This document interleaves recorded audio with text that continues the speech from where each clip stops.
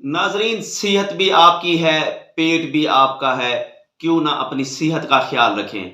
आपको ग़िज़ा खाने के चंद एक असूल बताने लगा हूँ, इसको अपनाएँ तो इंशाअल्लाह आपकी सेहत बनेगी, क्योंकि ये पेट आपका है, कोई कूड़ादान नहीं। जब भी आप खाना खाते हैं, खाना खाने के बाद फ़ौरी तौर पे ठंडा पानी पी लेते हैं, वो अंदर जाके बिल्कुल भस्म करके रख देता है।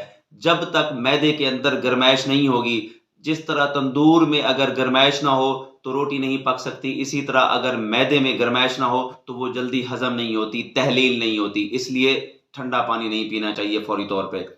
ग़िज़ा चबा-चबा के खाएँ, उसका अच्छी तरीके से जब चबा के खाएँगे, लुआब बन के अंदर जाएगा, जल्दी हज़म हो जाएगी।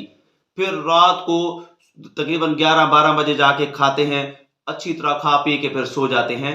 खुदा का खौफ करें, ऐसा ना करें, इतनी लेट भी ना खाएँ और कम से कम सोने से 2 घंटे पहले आपने ग़िज़ा खा-पी लेनी है।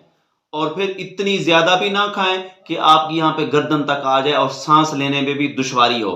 3 हिस्से करें, 1 हिस्सा ग़िज़ा का, 1 हिस्सा पानी का और 1 हिस्सा हवा का रखें, ताकि हवा भी गुज़रे।